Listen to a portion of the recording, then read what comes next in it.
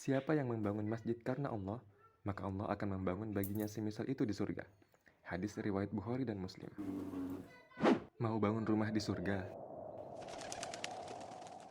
Mari terlibat dalam pembangunan Masjid Jannatul Firdaus melalui Bank Syariah Indonesia di 88888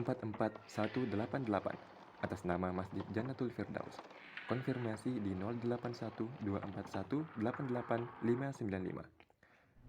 Rasulullah Shallallahu Alaihi Wasallam bersabda, yang artinya, siapa yang membangun masjid karena Allah, maka Allah akan membangun baginya semisal itu di surga. Hadis riwayat Bukhari dan Muslim. Mau bangun rumah di surga? Mari terlibat dalam pembangunan Masjid Jannatul Firdaus melalui Bank Syariah Indonesia di 88888 atas nama Masjid Jannatul Firdaus. Konfirmasi di 081241889595. Rasulullah Shallallahu Alaihi Wasallam Assalamualaikum warahmatullahi wabarakatuh. Alhamdulillahi rabbil alamin. Wassalatu wassalamu ala al-mabawuthi rahmatan lil alamin. Nabiyina Muhammad wa ala alihi wa ashabihi wa man tabi'ahum bi ihsanin ila yaumiddin, amma ba'd. Ini sesi yang keempat dari pembahasan i'tiqad Imam Qutaibah Ibn Sa'id Abu Raja Al-Baglani Al-Thaqafi rahimahullahu ta'ala dari silsilah Kemilau Akidah As-Salaf rahimahullahu ta'ala. Kemudian di halaman 21 dari buku panduan, Imam Abu Raja Qutaibah Ibn Sa'id Ibn Jamil Ibn Tarif bin Abdullah Al-Balkhi Al-Thaqafi rahimahullah melanjutkan nukilan dari kesepakatan para ulama as-salaf rahimahumullahu ta'ala di dalam akidah. Dari yang beliau nukilkan di sini, kata beliau, wal imanu qaulun wa amalun. Al imanu yatafadalu.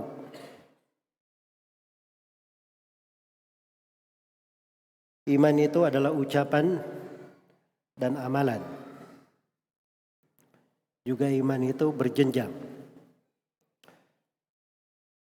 Baik, ini pembahasan tentang iman. Dan ini dari pilar-pilar pembahasan akidah di tengah para ulama as-salaf rahimahumullahu ta'ala. Pertama, dari sudut keimanan itu adalah bagian dari agama dan telah kita diterangkan cakupan dan fokus pembahasan para ulama di pembahasan iman. Kemudian sudut lainnya, banyaknya kelompok-kelompok yang menyimpang di pembahasan iman dari berbagai firqah yang muncul dari masa Imam Qutaibah dan sebelumnya, kemudian lebih parah lagi di masa setelah beliau. Muncul berbagai kelompok-kelompok baru yang berucap tentang iman keluar dari apa yang diterangkan oleh para aimatus salaf, para imam ahli sunnah rahimahumullahu ta'ala. Baik, saya poinkan di sini ada 3 pembahasan. Yang pertama tentang definisi iman. Tentang definisi iman. Jadi ketika beliau terangkan dari para ulama, semua imam yang dipegang ucapannya dalam Islam dan sunnah itu berucap bahwa iman adalah ucapan dan amalan, maka itu adalah definisi iman secara istilah di tengah para as-salaf. Adapun secara bahasa, iman itu adalah al-iqrar. Iman itu adalah al-iqrar, penetapan. Memang dia dari kata al-aman, dari kata keamanan. Seorang yang beriman itu secara bahasa, dia tentram, aman, menetap padanya, makanya disebut beriman. Iya. Dan iman itu bukan sekedar at-tasdiq, bukan sekedar pembenaran saja, seperti ucapan orang-orang Asy'ariyah. Tapi iman yang dimaksud adalah penetapan. Dia membenarkan dan ada kadar tambahannya. Dia menetapkannya, mengikrar. Itu yang paling dekatnya di definisi iman secara bahasa. Karena di dalam Al-Quran dibawakan penggunaan secara bahasa, dibedakan antara iman dan at-tasdiq. Yaitu pada firman Allah Subhanahu wa taala di surah Yusuf, "Wa ma anta bimu'minin lana walau kunna shadiqin." Ini ayat ucapan saudara-saudara Nabi Yusuf.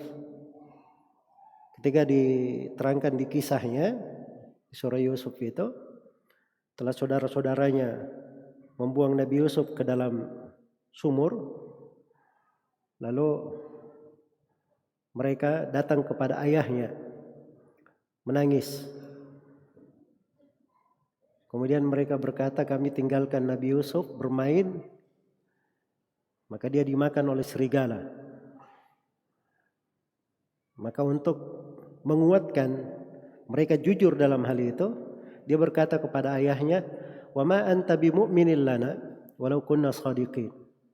Engkau ayah kami tidak beriman kepada kami walaupun kami ini shadiq, jujur. Jadi dibedakan antara dua hal, iman dan as-sidq atau at-tasdiq, dibedakan. Iman itu ada kadar tambahannya. Dari hal yang menunjukkan beda secara bahasa antara iman dan at-tasdiq, iman itu lawannya adalah kekafiran. Sedangkan at-tasdiq lawannya adalah takdzib. Lawannya adalah at-takdzib. Iya. Maka tidak cocok diartikan iman itu dengan makna tasdik saja. Tapi ada kadar tambahannya, membenarkan plus lebih daripada itu. Itu dia menerima, menetapkan. Menerima dan menetapkan. Iya.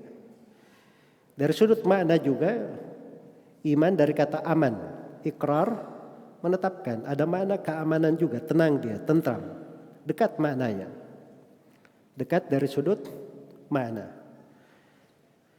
Dan disebutkan pembahasan-pembahasan lainnya secara bahasa. Kenapa? Bahwa iman itu tidak cukup didefinisikan dengan kata at-tasdiq. Tapi lebih cocok dibahasakan dengan kata al-iqrar. Ini secara bahasa. Adapun secara istilah, ahli sunnah itu tidak ada silam pendapat bahwa iman adalah qaulun wa amal, ucapan dan amalan. Hanya saja lafaz dan ibarat para as-salaf di dalam membahasakan iman, kadang ada kalimat-kalimat selain ini, tapi maknanya sama. Iya. Ini ucapan qaulun wa amal. Iman itu ucapan dan amalan. Akan datang nanti di akidah Abu Hatim dan Abu Zur'ah sama. Qaulun wa amal. Akan datang nanti di akidah Imam Al-Bukhari juga sama. Qaulun wa amal. Dan itu dinukil juga dari Sufyan ibn Uyainah, Sufyan Ats-Tsauri, Ibnu Juraij, Ubaidullah bin Umar, Ma'bar bin Rashid Al-Auza'i, Imam Malik, Imam Syafi'i, Imam Ahmad, Ishaq bin Rahawai, Al-Humaidi, Ali bin Al-Madini, dan selainnya dari para a'immah. Mereka bahasakan iman itu qaulun wa amal, ucapan dan amalan. Sebagian as-salaf ada yang membahasakan dengan bahasa lain. qaulun wa amalun wa niyah. Ucapan, amalan dan niat. Itu dinukil dari Al-Hasan Al-Basri, Said bin Jubair, Sufyan Ats-Tsauri di dalam akidah yang dia tulis untuk Syuaib bin Harb. Itu ada akidah ya, Sufyan Ats-Tsauri yang dia tulis untuk Syuaib bin Harb. Dan itu pernah kita terangkan dalam satu majelis. Ada rekamannya di channel yang dibuat oleh teman-teman. Itu ada rekamannya di situ.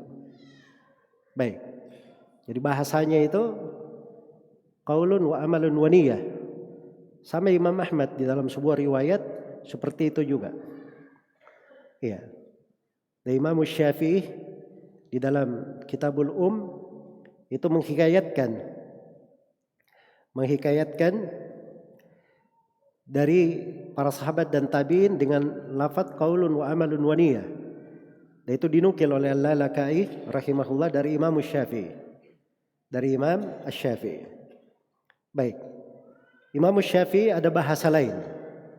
Dari nukilan Ar-Rabi' Al-Muradi, murid beliau. Sebagaimana dalam Al-Intiqa karya Ibnu Abdul Bar. Dan dinukil juga dari Al-Baghawi. Beliau nukil dari Imam Syafi'i. Imam Syafi'i bahasakan iman, qaulun wa amalun wa i'tiqad. Atau akidah. Iman itu ucapan, amalan atau keyakinan. Iya. Dari bahasa yang dipakai juga, ini bahasa yang dipakai oleh Abu Thawr, salah seorang murid senior Imam Syafi'i. Kemudian beliau punya madhab sendiri. Demikian pula dibahasakan oleh Imam Al-Muzani di dalam Syarhus Sunnah, Al-Ajurri dan selainnya. Mereka katakan iman itu i'tiqadun bil janan wa qaulun bil lisan wa amalun bil jawarihi wal arkan. Iman itu keyakinan dengan hati, qaulun bil lisan ucapan dengan lisan, wa amalun bil jawarihi wal arkan, amalan dengan jawarih, dengan anggota tubuh. Iya.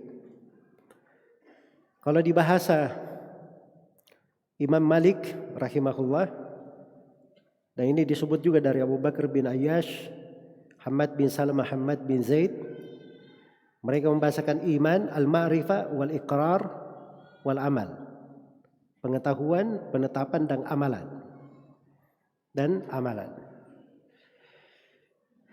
Jadi maksudnya di sini bahasa-bahasa, definisi-definisi yang dipakai oleh para ulama itu tidak ada perbedaan dari sudut makna. Jadi yang mengatakan iman itu ucapan dan amalan itu benar. Dan yang mengatakan iman itu ucapan, amalan dan keyakinan itu juga benar. Sebab orang yang berkata iman, ucapan dan amalan, ucapan itu maksud mereka ada dua. Ada ucapan lisan dan ada ucapan hati. Sedangkan amalan maksud mereka ada tiga. Ada amalan lisan, ada amalan hati, dan ada amalan anggota tubuh. Jadi sebenarnya sama dengan orang yang mengatakan iman itu ucapan, amalan dan keyakinan. Tidak ada bedanya. Iya. Itu tiga hal memang keterkaitan iman. Baik. Jadi iman itu qaulun.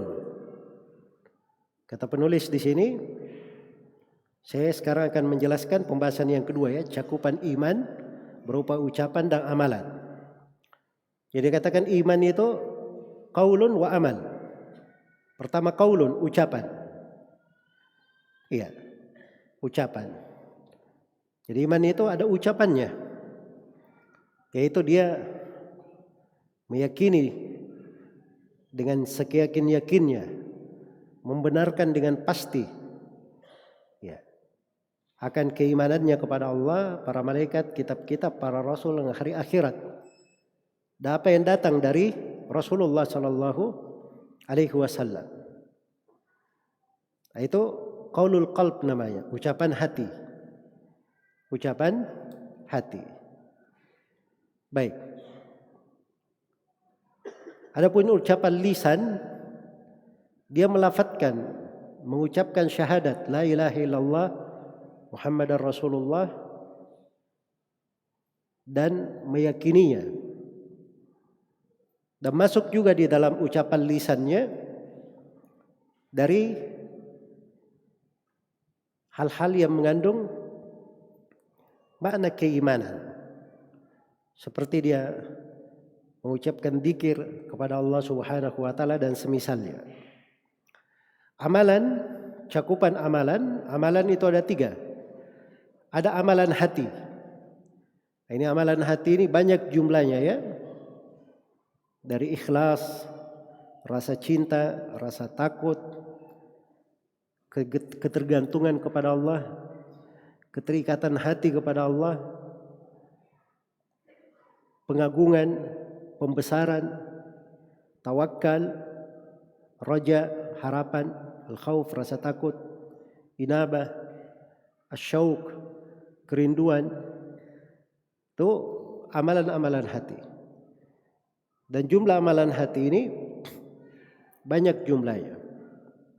Banyak jumlahnya. Sudah kita bahas ya di Manzumah As-Sair ila Allah wa Daril Akhirah. Sejumlah dari amalan hati di situ. Disebutkan oleh Syekh Abdurrahman bin Nasir As-Sa'di rahimahullah. Iya. Itu dirinci oleh Ibnu Al-Qayyim rahimahullah di dalam Madarij As-Salikin. Beliau mensyarah dari uraian Abu Ismail Al-Harawi. Jadi itu bentuk dari amalan hati. Amalan hati itu banyak bentuknya. Banyak bentuknya. Kemudian berikutnya amalan anggota tubuh. Amalan anggota tubuh seperti sholat, puasa, zakat, amar ma'ruf nahi mungkar, berjihad fi sabilillah, menyingkirkan gangguan dari jalan, menghindarkan orang dari bahaya, membantu seorang muslim, menyelesaikan pekerjaan tangannya. Itu semuanya amalan anggota tubuh. Kemudian yang ketiga dari amalan, ada amalan lisan. Amalan lisan ini itu seperti membaca Al-Quran, tasbih, takbir, tahlil, memuji Allah, berdoa, berselawat kepada Nabi SAW. Itu masuk ke dalam amalan lisan. Jelas ya? Jadi kalau masuk di dalam cakupan iman, maka iman itu cakupannya. Itu cakupannya. Mau dibahasakan ucapan dan amalan boleh. Mau dibahasakan ucapan, amalan dan niat juga boleh. Dan itu semuanya masuk di dalam keimanan. Karena di dalam Al-Quranul Karim disebut iman itu dengan seluruh cakupan itu tadi. Dengan seluruh cakupan itu tadi. Makanya kalau antum baca ayat-ayat tentang sifat-sifat kaum mukminin, maka sifat-sifat kaum mukminin itu ada yang terkait dengan lisannya, ada yang terkait dengan hatinya, dan ada yang terkait dengan anggota tubuhnya. Dan ada yang terkait dengan semuanya sekaligus. Iya. Coba baca ayat-ayat pertama, 5 ayat pertama dari surah Al-Baqarah. Baca sifat mereka dari surah Al-Furqan. Baca sifat mereka dari surah Al-Mu'minun. Itu semuanya sifat orang-orang yang beriman. Dan di antara ayat-ayat yang dekat untuk kita semua, kita insyaallah semuanya menghafalnya, adalah firman Allah Subhanahu wa taala, "Wa ma umiru illa liya'budullaha mukhlishina lahuddin hunafa wa yuqimus salata wa yu'tuz zakata wa dzalika dinul qayyimah." Ya. Kita dengarkan tadi ayatnya di sholat ya. Tidaklah mereka dipintar, tidaklah mereka diperintah kecuali untuk beribadah kepada Allah dengan mengikhlaskan agama hanya untuknya. Sebagai hanif, orang-orang yang hanif, bertauhid, menegakkan sholat, mengeluarkan zakat. Ini sudah mengandung 3 hal. Ada yang terkait dengan hati seperti ikhlas, ada yang terkait dengan ucapan dan perbuatan seperti sholat. Sholat itu ada gerakan tubuhnya, ada juga bacaan dikir-dikirnya. Jelas ya? Hanif itu hanif tauhid, sebagai orang yang condong kepada tauhid, meninggalkan kesyirikan. Dibahasakan juga orang yang selalu menghadap kepada Allah, mengarah kepada Allah, meninggalkan selain Allah. Jadi dia mencakup seluruh sendi agama. Kemudian di ayat dikatakan dzalika dinul qayyimah, itulah agama yang lurus. Disanggap semua itu agama, bagian dari agama. Dan Allah Subhanahu wa taala berfirman, "Innamal mu'minuna alladzina idza dzukirallahu wajilat qulubuhum wa idza tuliyat 'alaihim ayatuhu zadatuhum imana wa 'ala rabbihim yatawakkalun alladzina yuqimuna as-salata wa mimma razaqnahum yunfiqun ulaika humul mu'minuna haqqan." Itu sifat-sifat orang yang beriman dengan sebenar-benar keimanan. Iya. Kalau disebut nama Allah, bergetar hatinya. Bergetar hatinya. Itu amalan hati. Kalau dibacakan ayat-ayatnya, dia bertambah keimanan. Nah, ini bertambah keimanan ini luas ya. Bisa terkait dengan lisan, bisa terkait dengan hati, bisa terkait dengan anggota tubuh. Tergantung ayat apa yang dia dengar. Kalau ayatnya perintah beramal dengan anggota tubuh, bertambah keimanan, dia terima ayat itu dan dia amalkan. Kalau perintah untuk berzikir, dia terima dengan hatinya, dia amalkan dengan lisannya, dan seterusnya. Iya. Dan kepada Rabbnya mereka tawakal. Tawakal itu amalan hati. Tawakal itu amalan hati. Tapi tawakal itu syah dengan mengambil sebab. Dan banyak dari sebab itu terkait dengan amalan-amalan badan. Sebut semuanya tawakal. Kepada Rabbnya bertawakal. Mereka menegakkan sholat. Sholat saya sudah terangkannya dari amalan tubuh. Tapi ada bacaan lisannya. Dan ada amalan hatinya di dalam sholat. Dan kepada rezeki yang mereka berikan, mereka menginfakkan. Itu amalan badan. Nah, semuanya itu dikatakan ulaika humul mu'minuna haqqan. Mereka ini adalah orang-orang yang beriman dengan sebenar-benar keimanan. Iya. Dari hadits Rasulullah sallallahu alaihi wasallam yang merupakan pokok pijakan di pembahasan iman, Nabi sallallahu alaihi wasallam bersabda dalam hadits Abu Hurairah di riwayat Bukhari dan Muslim, al-imanu bid'un wa sab'una syu'bah. Di sebagian riwayat bid'un wa sittuna syu'bah. Iman itu 73 sampai 79 cabang. Di sebagian riwayat 63 sampai 69 cabang. Iman itu. Jadi iman itu banyak cabangnya. Punya cabang-cabang. Itu ditulis oleh para ulama rahimahumullahu ta'ala buku-buku tentang cabang-cabang iman. Itu subhanallah ya. Pembahasan cabang-cabang iman itu dari surga dunia. Kalau seorang masuk di dalamnya. Sebab dia akan melihat amalan-amalan salih. Kebaikan-kebaikan, ketaatan-ketaatan. Dari bentuk-bentuk keimanan. Yang semakin mendekatkan diri kepada Allah. Membuat seorang itu mendapatkan lezatnya iman. Indahnya iman itu. Jadi cabang-cabangnya ini banyak. Iya. Ditulis dari masa dahulu. Buku-buku tentang cabang-cabang keimanan. Di antara yang populer menulisnya adalah Imam Al-Baihaqi rahimahullah. Dalam judul Syu'abul Iman. Ada cetakan 8 jilid, ada cetakan 10 jilid. Kemudian ada ringkasannya. Ada ringkasannya.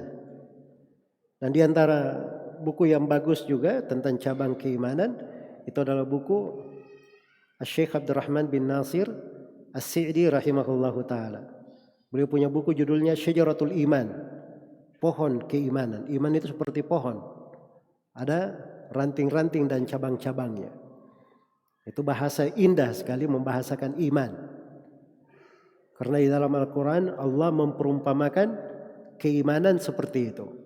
Alam tara kaifa daraballahu mathalan kalimatan tayyibatan kasyajaratin tayyibah asluha thabitu wa far'uha fis sama'. Tidakkah engkau melihat bagaimana Allah membuat perumpamaan? Kalimat yang baik itu, yaitu kalimat la ilaha illallah, dan itu adalah pokok keimanan. Itu seperti pohon yang sangat baik. Akarnya sangat kuat ke dalam tanah, sedangkan batangnya menjulang ke langit. Nah, itu dibahasakan seperti pohon keimanan. Iya. Jadi iman itu ada cabang-cabangnya. Dan telah kita terangkan bahwa iman itu ada rukun-rukunnya. Dan itu pokoknya disebut dengan rukun iman. Ada 6 rukunnya. Keimanan kepada Allah, tu'mina billahi wa malaikatihi wa kutubihi wa rusulihi wal yaumil akhir wa tu'mina bil qadari khairihi wa syarrihi. Itu 6 rukun iman. Dan itu merupakan pokok iman. Akarnya. Nah, tumbuhlah darinya cabang-cabangnya. Tumbuh darinya cabang-cabang keimanan. Nah, itulah yang disebut dengan syu'abul iman. Cabang-cabang keimanan. Iya. Jadi jumlahnya banyak. Kalau mau dibahas. Karena itu oleh para ulama ditulis buku-buku khusus. Hampir setiap buku yang menulis tentang sunnah itu ada kitabul imannya. Seperti Al-Bukhari punya kitabul iman, Imam Muslim punya kitabul iman. Ada di dalam sahih mereka dan di kutubus sunan disebut juga sebagiannya kitabul iman. Dan ada buku khusus ditulis tentang iman. Seperti buku Ibnu Mandah. Ya, sebelumnya buku Abu Ubaid Al-Qasim bin Salam, buku Abu Bakar bin Abi Syaibah, buku Muhammad bin Yahya Al-Adani, dan selainnya dari buku-buku para ulama as-salaf rahimahumullahu ta'ala tentang iman. Ya, karena pembahasan iman itu luas. Banyak sekali dari cabang-cabang keimanan. Tapi Nabi SAW memberikan kaidah universal. Ketika menyebutkan bahwa iman itu banyak cabangnya, beliau memberi 3 contoh. Kata beliau, fa'alahu la ilaha illallah. Yang paling tinggi dari keimanan itu adalah ucapan la ilaha illallah. Itu a'lanya, yang paling tingginya. Iya. Wadanahu imatatul adha anit tariq. Dan paling bawahnya, paling di bawah dari keimanan itu namanya menyingkirkan gangguan dari jalan. Wal haya'u syu'batun minal iman. Dan rasa malu itu adalah cabang dari keimanan. Jadi Nabi beri 3 contoh. Setiap contoh ini mewakili dari cakupan pokok keimanan itu. Yang pertama tadi apa? Paling tingginya ucapan la ilaha illallah. Apa itu? Ucapannya.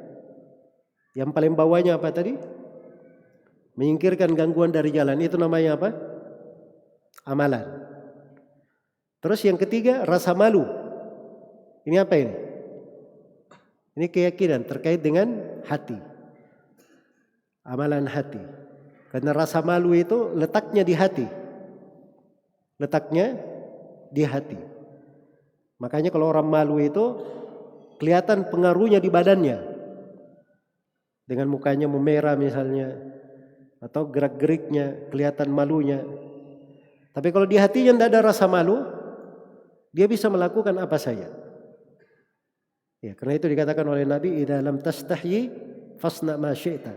Kalau kamu tidak malu, maka lakukan apa yang kamu inginkan. Orang yang melakukan segala yang dia inginkan, tidak mau dibatasi, itu orang yang tidak punya rasa malu. Tidak punya apa? Rasa malu di dalam hatinya. Jadi rasa malu itu dari amalan hati. Jadi Nabi beri 3 contoh, ada yang terkait dengan hati, ada yang terkait dengan lisan, dan ada yang terkait dengan anggota tubuh. Itulah cakupan iman. Itulah cakupan iman. Jelas ya? Maka iman ini terdapat berbagai keindahan. Pada iman itu ada namanya zinatul iman, perhiasan iman. Karena itu dibahasakan dalam Al-Quran, wa zayyana fi qulubikumul iman. Dan ditazyin di hati mereka, di hati kalian keimanan, wa karraha ilaikumul kufra wal fusuqa wal isyan. Sebagaimana disebutkan kebalikannya, Allah membuat kalian benci kepada kefasikan, kepada kekufuran, kefasikan dan kemaksiatan. Itu lawan dari keimanan. Dan iman itu punya halawa. Punya halawa. Iya. Punya halawa. Halawa itu artinya manisnya iman. Karena itu di dalam hadits diriwayatkan oleh Imam Al-Bukhari dan Imam Muslim, Rasulullah sallallahu alaihi wasallam bersabda, "Thalathun man kunna fihi wajada bihinna halawatal iman." Ada 3 perkara. Siapa yang 3 perkara ini ada padanya, maka dia akan mendapatkan manisnya iman. Yang pertama, yakunallahu wa rasuluhu ahabba ilaihi mimma siwahuma. Pertama, Allah dan Rasulnya yang paling dia cintai, melebihi segalanya. Yang kedua, alla yuhibbal mar la yuhibbuhu illa lillah. Dia cinta kepada seorang, kecintaannya itu tiada lain kecuali karena Allah. Itu 2. Kemudian yang ketiga, wa ayyakraha ayyauda fil kufri kama yakrahu ayyukdafa finnar. Dia benci kembali kepada kekafiran sebagaimana dia sangat benci dilemparkan ke dalam api neraka. Nah, ini kalau ada 3 hal ini pada seorang, dia akan dapatkan manisnya iman. Dan iman itu punya ta'am, punya rasa. Iya. Daqa ta'mal iman man radiya billahi rabban wa bil islami dinan wa bi Muhammadin sallallahu alaihi wasallam rasula. Akan merasakan nikmatnya iman. Siapa yang ridha Allah sebagai Rabbnya, Islam sebagai agamanya, dan Nabi Muhammad sebagai nabinya, sebagai rasulnya. Jelas ya? Kadang disebut ladzah, keledatan. Iya. Kadang disebut basyashah di sebagian riwayat. Itu semuanya dari penamaan-penamaan untuk iman. Dan Nabi SAW pernah memperumpamakan seorang mukmin seperti pohon kurma. Seperti pohon kurma. Dan itu perumpamaan yang sangat indah tentang iman. Sebab pohon kurma ini pohon keberkahan. Pohon penuh dengan berkah. Pohon kurma itu. Makanya kalau akarnya kuat ke tanah, maka dia akan menumbuhkan tumbuhan yang sangat banyak. Dan pohon kurma ini dari jenis pohon yang seluruh bagiannya bisa dimanfaatkan. Apa saja dari pohon kurma itu bisa dimanfaatkan. Yaitu seorang mukmin. Pohon kurma ini semakin tua, semakin berumur, maka hasilnya semakin banyak. Hasilnya semakin banyak. Itu seorang mukmin, semakin bagus keimanannya, semakin menjulang tinggi, buahnya akan semakin banyak. Buahnya akan semakin banyak. Tapi namanya pohon itu perlu dijaga. Harus dikasih pupuk, harus dirawat, dan perlu dipagari dari hama, dari hal-hal yang membahayakannya. Itu keimanan namanya. Jelas ya? Maka iman itu dipelihara, jangan disentuh dengan kekafiran-kekafiran. Ini subhanallah, kita hidup di masa ya dulu itu kita tidak mengenal ada orang-orang yang berbuat begini dan begitu. Iya.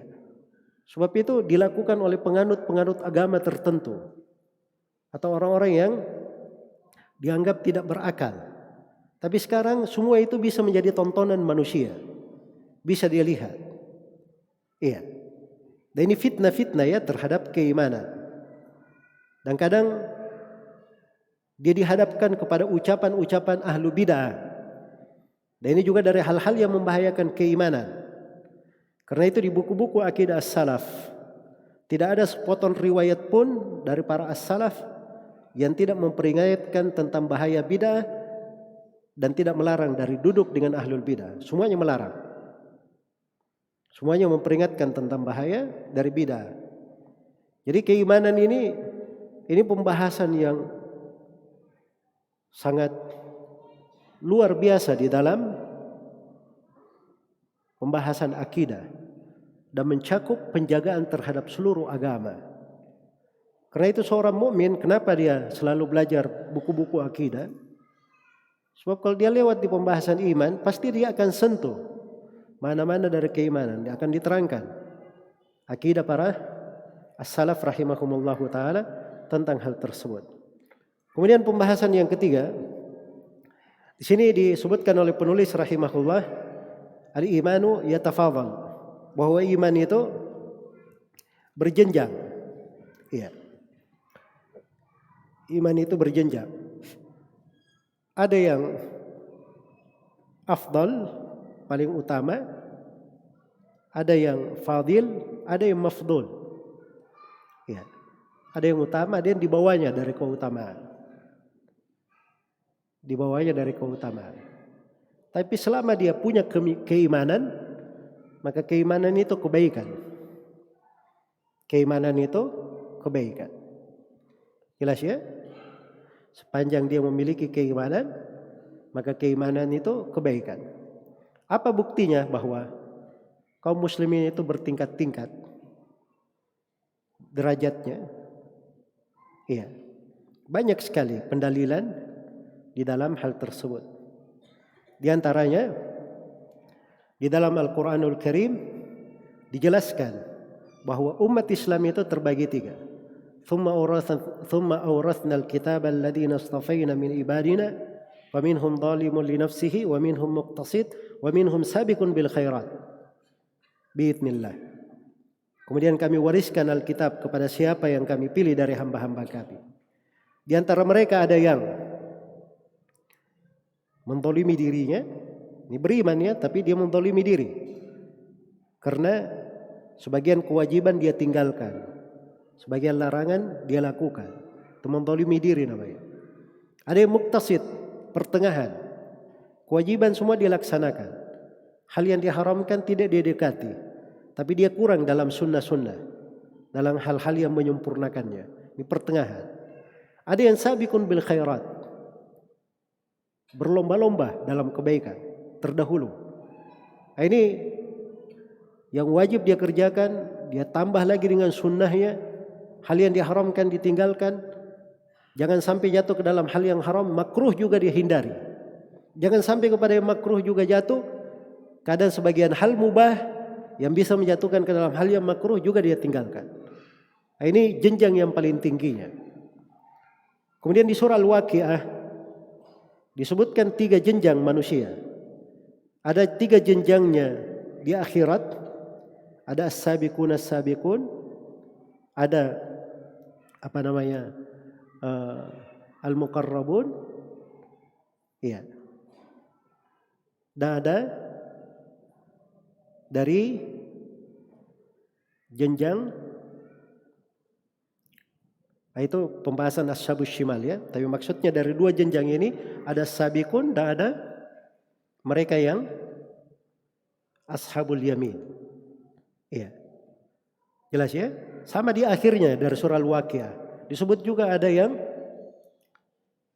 mereka ini adalah al-muqarrabun yang terdekatkan dan ada yang ashabul yamin. Nah, ini kan perjenjangan dalam keimanan. Iya. Sampai berjenjang di dalam batasan tersedikitnya. Karena itu dalam hadits riwayat Bukhari dan Muslim, Rasulullah sallallahu alaihi wasallam kabarkan, yakhruju minan nar man qala la ilaha illallah wa fi qalbihi mithqalu burratin min syair atau min khair. Di sebagian riwayat minal iman. Akan keluar dari api neraka orang yang berucap la ilaha illallah dan di hatinya ada sebesar gandum dari kebaikan, di sebagian riwayat dari keimanan. Kemudian keluar dari neraka, yakhruju minan nar man qala la ilaha illallah wa fi qalbihi waznu syairin minal khair atau minal iman. Akan keluar dari neraka orang yang berucap la ilaha illallah dan di hatinya ada sebesar syair, jilai, lebih kecil lagi dari gandum, lebih ringan lagi dari kebaikan atau keimanan. Terus yang terakhir, yakhruju minan nar man qala la ilaha illallah wa fi qalbihi waznu darratin min khair atau minal iman.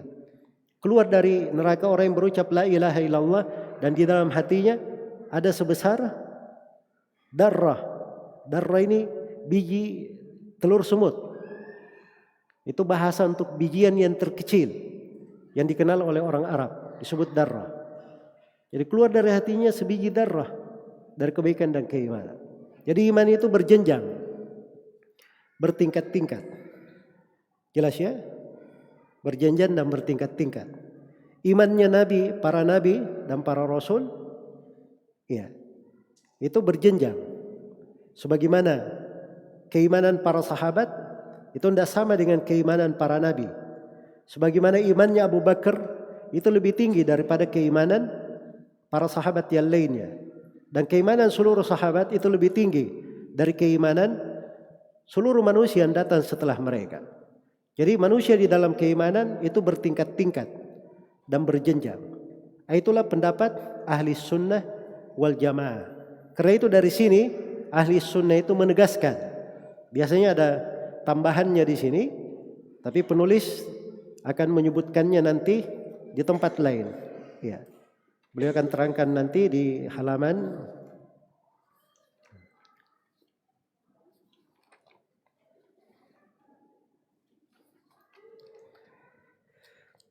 ya.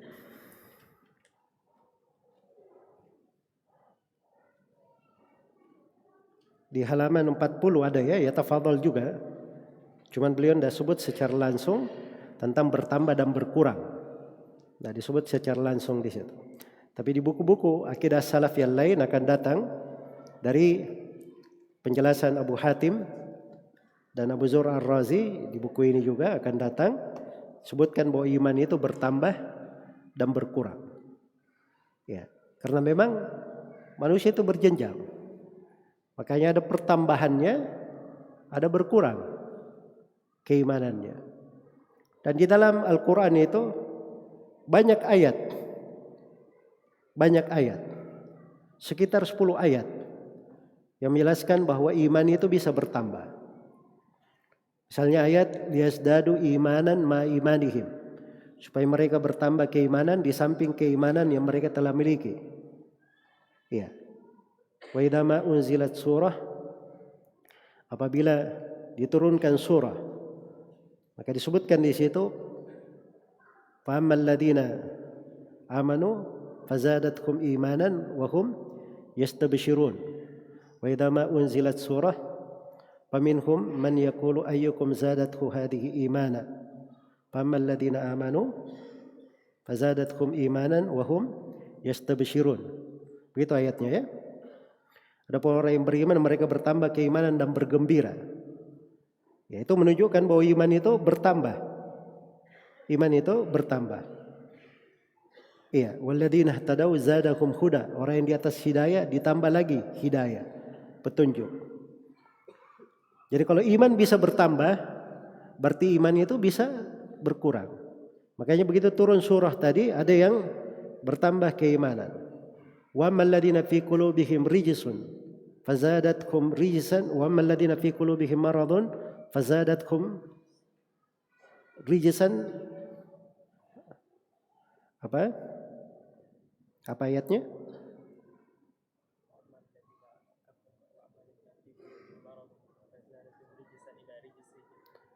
Wa matu Baik, wa ammal ladzina fi qulubihim maradun fazadakum rijsan ila rijsihim wa matu wa hum kafirun. Adapun orang-orang yang kafir, maka mereka bertambah rijis di atas rijis mereka. Iya. Nah, ini menunjukkan semakin bertambah kekufurannya karena berpaling dan mereka mati di atas kafiran. Jadi kalau bisa bertambah berarti bisa berkurang, kan begitu? Itu dalil umumnya. Dan secara khusus di dalam hadits Abu Sa'id Al-Khudri yang diriwayatkan oleh Imam Muslim, Rasulullah sallallahu alaihi wasallam bersabda, "Man ra'a minkum munkaran falyughayyirhu bi yadihi." Siapa di antara kalian yang melihat kemungkaran, hendaknya dia rubah dengan tangannya. Fa illam yastati' fa bi lisanihi, tidak mampu maka dengan lisannya. Fa illam yastati' fa bi qalbihi, kalau dia tidak mampu maka dengan hatinya. Wa dzalika adhaful iman. Dan itu adalah keimanan yang paling lemah. Jadi menunjukkan ada yang lemah, bisa berkurang. Dan di dalam hadits Abu Hurairah yang diriwayatkan oleh Imam Muslim, Rasulullah sallallahu alaihi wasallam bersabda, "Al-mu'minul qawiyyu khairun wa ahabbu ila Allah minal mu'minid dhaif. Wa fi kullin khair." Seorang mukmin yang kuat itu lebih baik dan lebih cintai oleh Allah dari mukmin yang lemah. Tapi pada semuanya ada kebaikan. Iya. Dan saya sudah sebutkan tadi ya tentang pelaku dosa yang dikeluarkan dari api neraka karena masih ada imannya. Bagaimana perjenjangan iman itu turun. Nah, ini menunjukkan bahwa iman itu bisa berkurang. Iya. Nah, di sini fikih, kalau sudah diketahui bahwa iman itu bisa bertambah dan bisa berkurang dan manusia bertingkat-tingkat di atas hal itu, nah disinilah fungsinya kita belajar tentang akidah ini supaya menambah kita motivasi dalam beramal. Oh, rupanya ada sebab-sebab pertambahan iman. Iya. Ada hal-hal yang bisa menyebabkan berkurangnya iman. Apa hal-hal yang bisa menambah keimanan itu? Banyak perkara. Banyak perkara. Di antara perkara yang menambah keimanan, yang pertama adalah mempelajari ilmu yang bermanfaat. Sebab orang kalau belajar ilmu pasti bertambah keimanan. Yang kedua, banyak membaca Al-Quran dan tadabbur akan kandungannya. Yang ketiga, banyak merenungi nama-nama dan sifat-sifat Allah. Ini dari surga dunia, pembahasan Asmaul Husna dan sifat-sifat Allah itu. Ya, siapa yang masuk di dalamnya, maka itu adalah sebab pokok yang menambah keimanan. Kemudian dari hal yang menambah keimanan, dia perhatikan dari sirah Nabi sallallahu alaihi wasallam, sejarah hidup Nabi sallallahu alaihi wasallam. Itu terdapat makna-makna keimanan luar biasa. Seakan-akan seorang itu hidup di masa Nabi sallallahu alaihi wasallam. Seakan-akan dia menemani Nabi sallallahu alaihi wasallam. Dan itu bisa dibayangkan bagaimana pertambahan iman di dalam hal tersebut.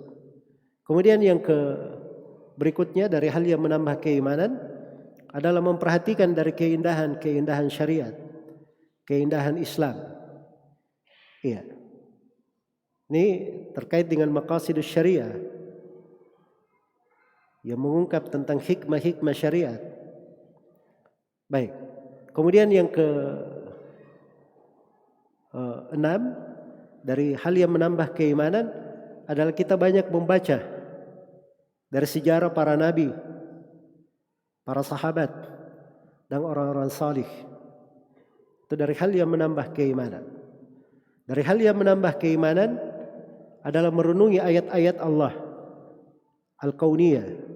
Kalau tadi membaca Al-Quran sudah ya, sekarang ayat-ayat Kauniyah. Dari apa yang Allah ciptakan, langit dan bumi. Inna fi khalqis samawati wal ard wa ikhtilafil laili wan nahar la ayatil liulil albab. Ya. Itu memang dari sebab yang menambah keimanan. Dari sebab yang menambah keimanan ada bersungguh-sungguh Kita sudah tahu ya, iman itu ada yang terkait dengan lisan, ada yang terkait dengan hati, ada yang terkait dengan amalan tubuh. Itu semuanya ada ucapannya, ada amalannya. Ya, dimaklumi. Amalan hati saja itu luar biasa ya banyaknya. Kalau kita pelajari. Nah, itu memahaminya itu dari hal yang menambah keimanan. Hal yang menambah keimanan. Dari hal yang menambah keimanan adalah berdakwah di jalan Allah. Dari bentuk menyebarkan ilmu agama, mengajak manusia kepada kebaikan.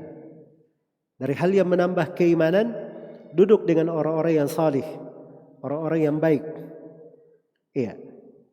Jadi itu pokok-pokok yang menambah keimanan. Berikutnya sebaliknya, hal yang bisa mengurangi keimanan. Balik saja dari apa yang kita sebutkan, itu kebalikannya perkara yang akan mengurangi keimanan itu. Dari sebab pokoknya yang menyebabkan iman itu berkurang adalah kejahilan. Kejahilan.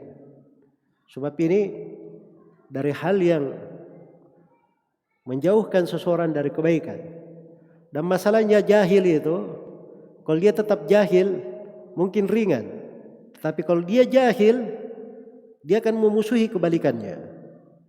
Dia akan memusuhi ilmu karena kejahilannya. Iya. Maka itu dari sebab pokok yang mengurangi keimanan. Makanya orang-orang yang tidak mau belajar, senang dengan kejahilan, itu dari hal yang menjauhkannya dari kebaikan. Waliyadzubillah. Dari hal yang mengurangi keimanan adalah al-ghaflah, kelalaian. Dan lalai itu banyak bentuknya. Di dalam Al-Quran itu disebut lalai, ada yang bentuk mengeluarkan dari agama, ada yang masuknya di dalam dosa-dosa besar. Jadi beraneka ragam dari bentuk kelalaian.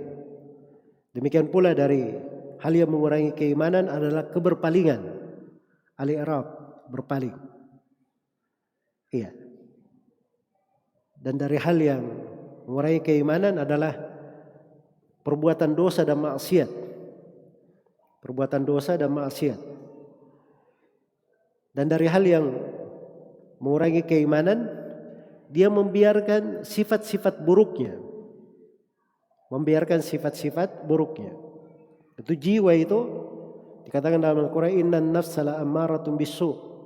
Jiwa itu senang memerintah dengan kejelekan. Ya, kalau sifat buruknya itu dia biarkan, tidak dia gembleng dirinya, dengan pendidikan syar'i, tidak dia serius membenahi dirinya, maka dia akan terus di atas kejelekan. Iya. Maka harus dia didik dirinya itu. Kemudian dari hal yang mengurangi keimanan juga, kalau dia menyibukkan dirinya dengan dunia, lalai dari akhirat. Ini harus diperhatikan ya. Seorang itu boleh saja mencari dunia, masuk dalam bentuk bisnis dan seterusnya, tapi selalu dia ingat, dunia itu di bawah kakinya. Dunia itu harus selalu di tangannya. Karena air itu, perahu itu, kalau di atas air itu tidak membahayakan. Tapi yang bahaya itu kalau air masuk ke dalam perahu. Itu sama dengan dunia itu. Kalau sudah masuk ke hati, itu meredupkan cahaya akhirat di dalam hati. Meredupkan cahaya akhirat di hati. Maka seorang itu harus seimbang. Harus seimbang. Ya kalau dia kerjanya urusan dunia terus. Wah ini bisnis saya juga bagus sebenarnya bisnis. Karena ini ada rezeki saya, menunaikan kewajiban saya dan seterusnya. Ya nggak ada masalah dengan niatnya yang baik. Tapi harus selalu ada di kehidupannya itu mana-mana akhirat yang dia hadirkan. Nah, itulah yang membuat stabil di dalam kehidupannya. Ya, kemudian dari perkara yang bisa mengancam keimanan, teman-teman duduk yang buruk. Tambah banyak dari teman duduk itu mencelakakan orang-orang. Iya. Dan ini menjadi masalah ini kadang kita ditimpa oleh manusia-manusia yang kadang membuat keimanan itu berkurang. tidak mengajak kepada kebaikan, bahkan kadang mengajak kepada kejelekan, kemungkaran, bahkan kepada kekufuran. Maka tidak cocok seorang itu masuk bergaul dengan teman-teman duduk yang bisa mencelakakannya. Baik, itu bagiannya dari hal-hal yang bisa mengurangi dari keimanan. Dan dari sebab pokoknya juga adalah mengikuti langkah-langkah syaitan. Sebab syaitan itu kalau diikuti langkah-langkahnya kepada syahwat maupun syubhat, itu pasti akan bertentangan dengan keimanan. Bertentangan dengan keimanan. Ya wallahu ta'ala alam. Baik, selesai sudah ya pembahasan tentang iman. Berikutnya kita akan sambung insyaallah di pertemuan sesi yang kelima yang akan datang biidznillah ta'ala.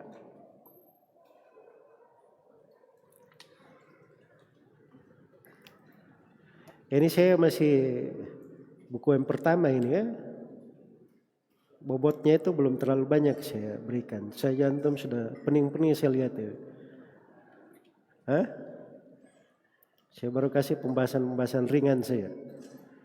Biasanya kalau kita ingin mendetail di pemahaman akidah itu, selain dari yang saya terangkan tadi, itu di setiap pembahasan saya jelaskan kelompok yang menyimpang di pembahasan itu siapa. Supaya kita semakin berada di atas keyakinan. Tapi itu nanti di tahapan berikutnya itu. Insya Allah di buku yang kedua nanti. Saya sudah masuk menerangkan kelompok-kelompok yang menyimpang. Misalnya menyimpan di pembahasan takdir. Siapa saja. Menyimpan di pembahasan iman. Siapa saja. Sebab penyimpangannya apa. Nah, itu penting ya. Sebab itu mengokohkan akidah. Baik. Kita akan insya Allah menerangkan pembahasan-pembahasan sesuai dengan kitab yang kita terangkan. Dan sesuai dengan yang hadir. Sesuai dengan yang hadir. Baik. Saya baca pertanyaannya.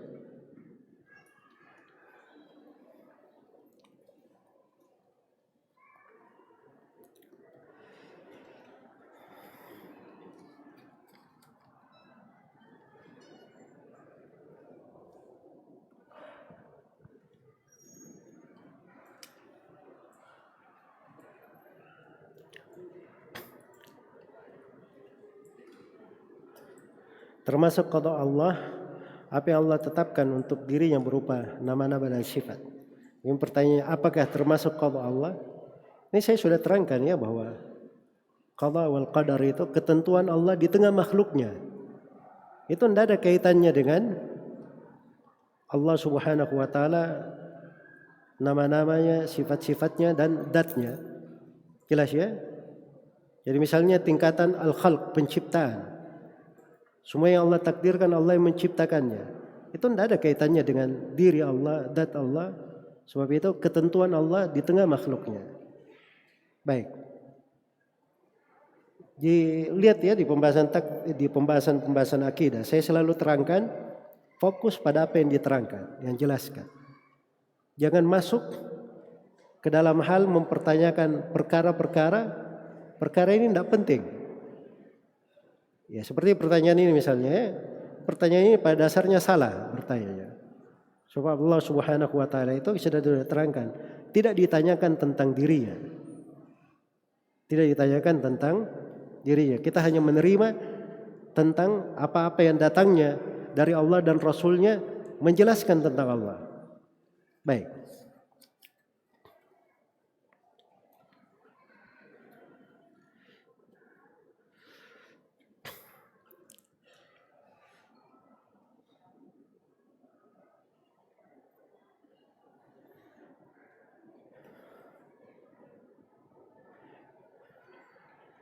Ini perbedaan al-qadha wal amr wal hukum. Apakah terjadinya gempa dinisbatkan kepada qadha, amr atau hukumnya? Jadi jelas masuk ya. Qadha Allah, amru Allah, hukum Allah jelas masuk. Tapi yang mana dari dua itu tadi? Masuk ke mana ini? Jenis kauni qadari atau dari jenis dini syar'i? Ini kauni qadari, takdir Allah Subhanahu wa taala. Jelas ya?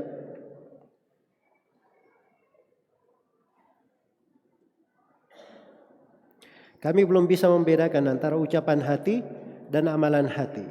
Para ulama membahasakan ucapan hati itu terkait dengan kewajiban, terkait dengan hati tersebut pada merupakan rukun-rukun imannya dan mengikuti Rasulullah sallallahu alaihi wasallam. Di kadar tambahannya itu disebut amalan hati. Disebut amalan hatinya. Baik.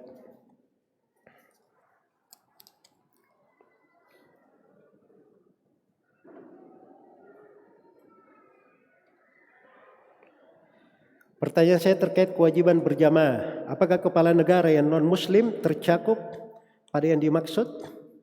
Kita sudah terangkan ya bahwa kepala negara dari tadi bahasa yang saya pakai itu kepala negara muslim. Jelas ya? Kalau non-muslim itu tidak masuk di dalamnya.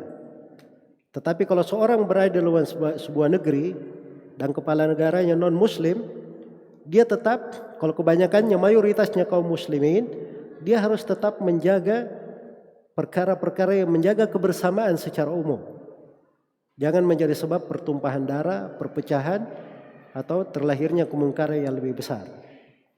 Itu sudut jawabannya bagi orang yang tinggal di negeri yang seperti itu. Dan ini sebenarnya pertanyaan di sini tidak ada gunanya. Karena antum berada di Indonesia. Ya, negeri mayoritas kaum muslimin, kepala negaranya muslim. Tidak usah tanya-tanya seperti ini. Jelas ya? Tidak bagus orang itu tanya pada hal yang tidak terjadi untuk dia. Tapi secara fikih, secara pembahasan ada pembahasannya. Ada pembahasannya. Baik. Dan ini terlanjur saya jawab ya, harusnya tidak perlu saya jawab.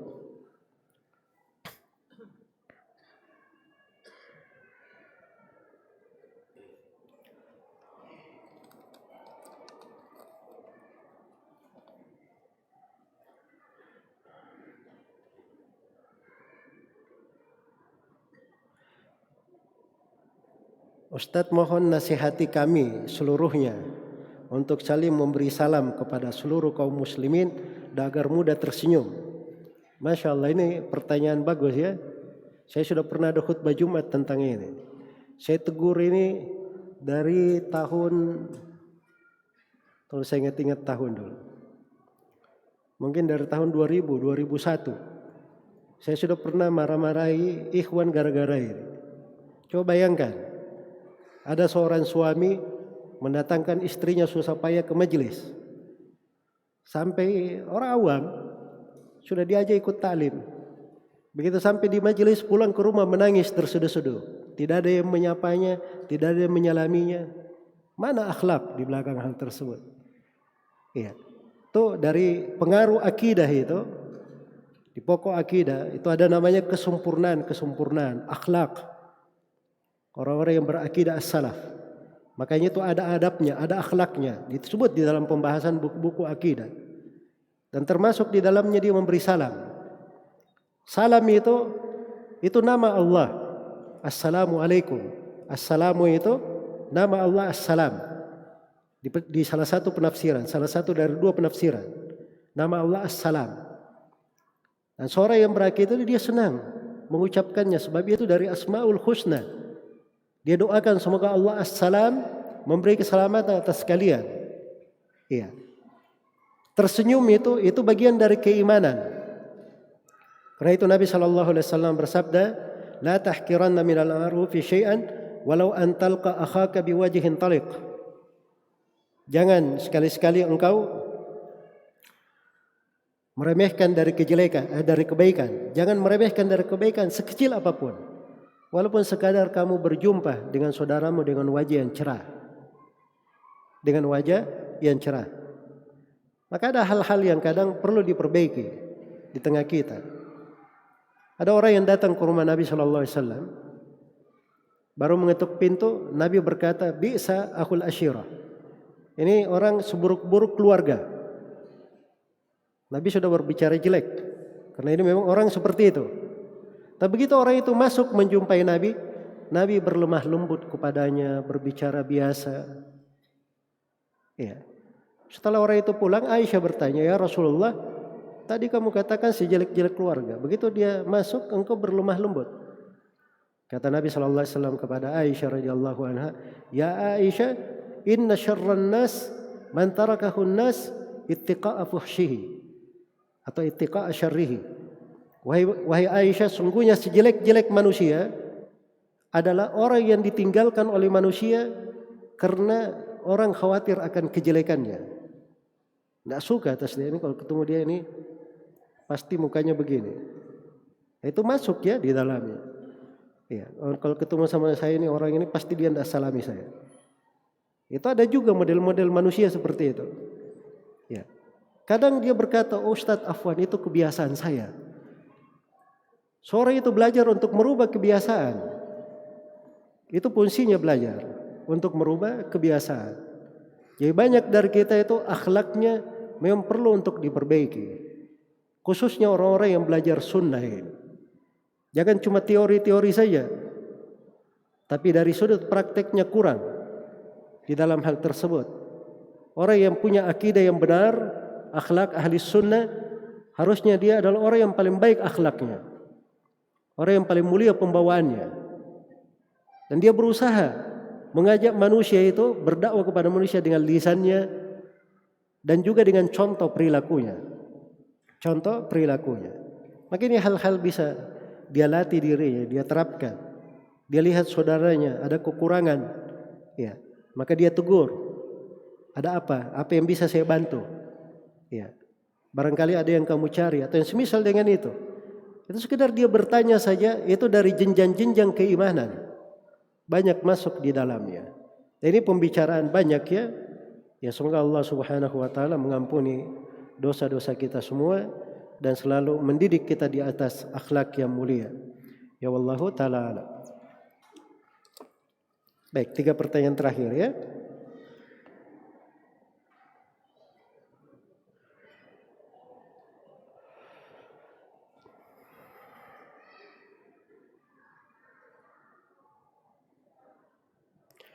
Sebagian orang berkata kita boleh mengambil ilmu kepada orang yang keliru akidahnya.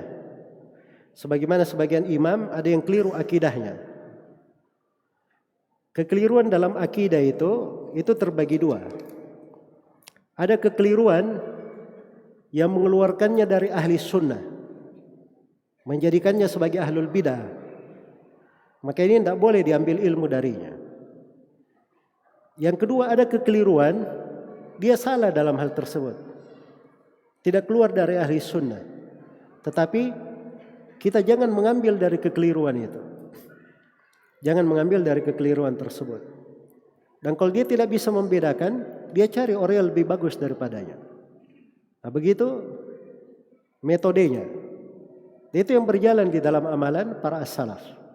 Karena itu tidak ada yang menggampangkan ya. Orang yang keliru dalam akidah itu tidak ada di dalam sejarah ulama ada yang menggampangkan. Jadi para ulama yang keliru di dalam pembahasan akidah juga ada dari ulama-ulama yang menegurnya. Ada dari ulama-ulama yang menegurnya dan menerangkan kebenaran di dalam hal tersebut. Jelas ya? Baik.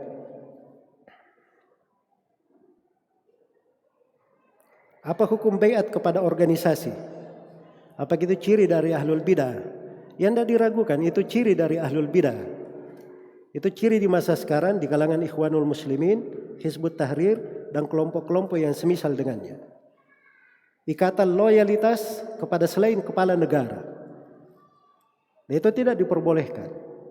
Baiat itu hanya untuk kepala negara saja. Tidak ada baiat untuk selain kepala negara. Baiat untuk kepala negara atau siapa yang ditunjuk oleh kepala negara sebagai pimpinan pasukan atau wilayah. Itu baiat untuknya itu enggak ada masalah. Jelas ya? Tapi kalau baiat untuk selain kepala negara atau yang punya wewenang wilayah itu masuk di dalam bidah. Dan itu tidak pernah dikenal. Tidak di kalangan sahabat, tidak di kalangan tabi'in dan tidak pula di kalangan tabi'ut tabi'in. Baik. Ini cuma antum ini kita ini hidup di masa banyak terjadi perbuatan-perbuatan mungkar seperti ini. Jadi sebagian orang menganggapnya itu bisa, bagus. Ya, tidak ada masalah. Padahal sebenarnya itu bermasalah dalam agama. Apalagi baiat ya, baiat itu sumpah setia. Kalau dia sudah melakukannya itu dia melakukan hal yang diharamkan dan dia wajib membayar kafarah sumpah untuk hal itu. Kalau dia tobat dia harus membayar kafarah sumpah. Maka yang pernah beat-beat ke organisasi ini sudah tahu hukumnya haram, begitu dia tobat maka dia harus bayar kafarah sumpah. Kafarah sumpah diterangkan di surah Al-Maidah. Fa kafaratuhu it'amu asyarati masakin min awsati ma tut'imuna ahlikum aw kiswatuhum aw tahriru raqabah. Faman lam yajid fasiyamu thalathati ayyam.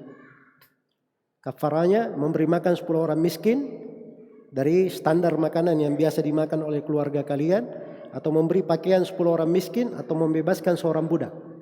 Tidak mampu salah satu dari 3 ini, puasa 3 hari berturut-turut. Itu kafaranya. Baik.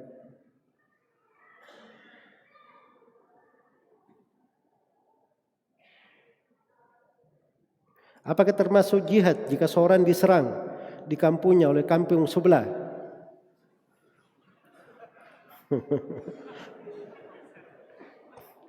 Dan ia berjihad di dalamnya melawan seorang muslim. Dari mana dapat jihad itu? Kalau diserang sama kampung sebelah, kalau dia bisa kunci rumahnya, dia kunci rumahnya. Kalau dia bisa mengungsi, dia mengungsi. Ya, jelas ya? Jangan berkata oh berjihad, saya bela diri. Apa bela diri? Dia bisa lari. Bisa lari. Kalau dia tidak ada jalur kecuali membela diri, itu membela diri namanya. Tapi kalau diserang oleh kampung segera, dia sudah keluar bawa parang juga. Itu tidak benar ya. Itu namanya masuk di dalam fitnah. Dan itu akan terhitung sebagaimana di dalam hadits, idzal taqal muslimani bisayfayhima fal qatil wal maqtul finnar.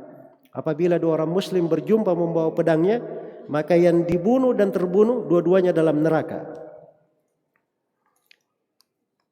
Pada para sahabat, ya Rasulullah, yang membunuh wajar dalam neraka, yang terbunuh kok bisa masuk dalam neraka? Kata Nabi SAW, innahu kana harisan ala qatli sahibi. Dia tadi ini sudah berniat mau membunuh temannya, cuma masalahnya dia saja yang terbunuh. Dia kata dia kuat sedikit, mungkin dia yang membunuh, kan begitu?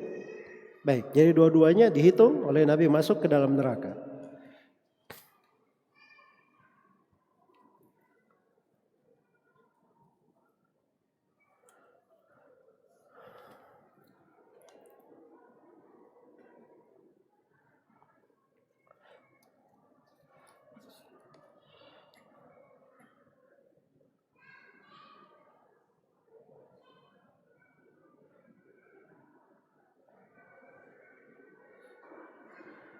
Saya pernah lihat di YouTube salah seorang tokoh atau dai terkenal di Indonesia mengatakan ketika Nabi SAW berdebat dengan Nasrani dari Najran, beliau memberikan izin mereka untuk ibadah di Masjid Nabawi.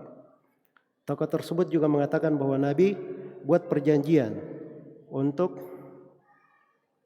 membantu mereka bangun gereja.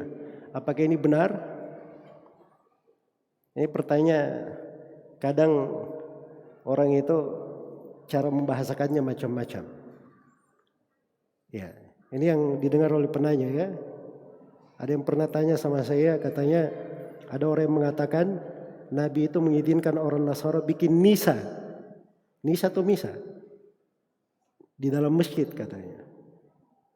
Jelas ya? Maka saya jawab itu tidak mungkin.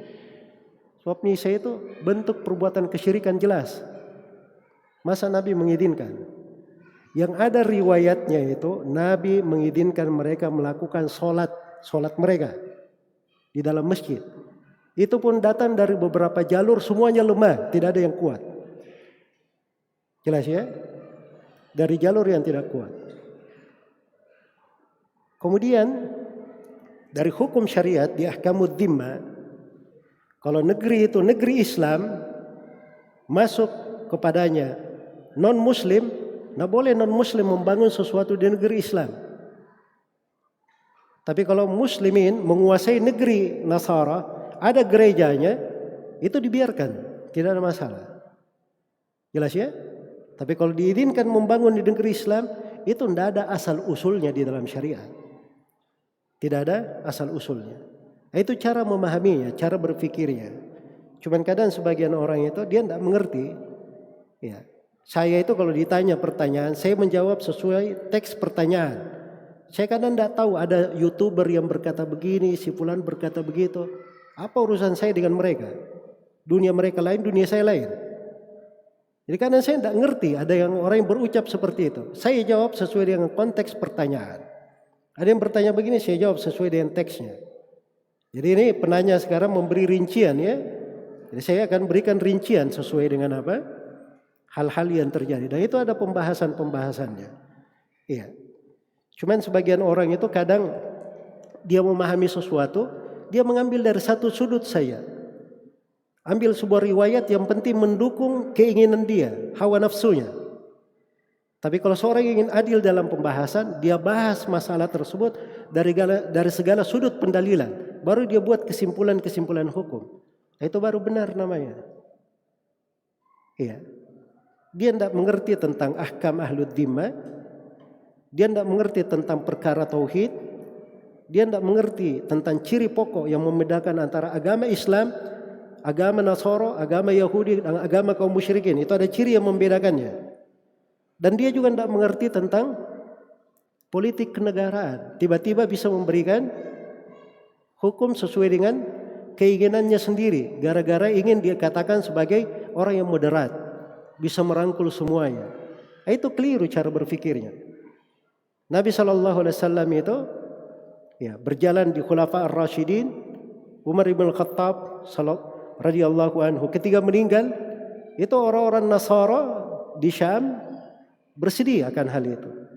Sama seperti Imamul Auza'i ketika beliau meninggal, itu jenazahnya diantar juga oleh orang-orang Nasara. Mereka berkata telah meninggal orang yang menegakkan keadilan di tengah kami. Itu sikap pertengahan umat Islam itu dikenal dari dulu. Dikenal dari dulu. Tapi bukan artinya dia mengorbankan prinsip agama. Oh, kalau begitu boleh saja beribadah kepada selain Allah.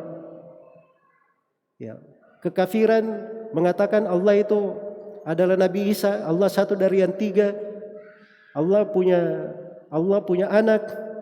Itu kan kekafiran semuanya. Tegas di dalam Al-Quran. Laqad kafara alladziina qalu innallahu huwal masih ibnu Maryam. Telah kafir orang yang berkata sungguhnya Allah adalah Masih bin Maryam. Laqad kafara alladziina qalu innallaha tsalitsu tsalatsa. Di ayat yang lain Allah telah kafir orang yang berkata Allah itu satu dari yang tiga. Itu kan penegasan semuanya. Kok bisa diizinkan berbuat kekafiran? Itu tidak masuk akal namanya. Menyelisihi ayat-ayat. Jelas ya? Tapi kalau dia dalam sebuah solat, disebut dalam teks hadits itu yang di lemah itu tadi, hadits yang lemah itu mengatakan mereka diizinkan melakukan solatnya. Nah, solatnya orang Nasara di masa itu ada bentuk solat yang tidak ada bentuk pelanggaran. Mungkin itu yang diizinkan, andai kata haditsnya kuat. Jelas ya? Atau mungkin solat di situ bermakna doa-doa. Doa yang tidak ada mengandung kesyirikannya. Tidak ada mengandung pelanggaran. Itu yang diizinkan. Tapi kalau dia dikatakan, oh itu artinya boleh melakukan misa di masjid. Repot juga nanti. Sekarang masjid-masjid banyak. Nanti orang-orang pergi bikin masjid, isinya gereja. Karena boleh. Ini. Siapa yang kasih fatwa? Ini orang yang salah paham ini tadi. Jelas ya? Ini semua dari hal yang keliru. Ya, itu ada konsekuensi hukum di belakangnya. Semoga Allah memberi taufik kepada semuanya. Wallahu taala alam. Subhanakallahumma wa bihamdik, asyhadu an la ilaha illa anta, astaghfiruka wa atubu ilaik. Walhamdulillahirabbil alamin. Wassalamualaikum warahmatullahi wabarakatuh.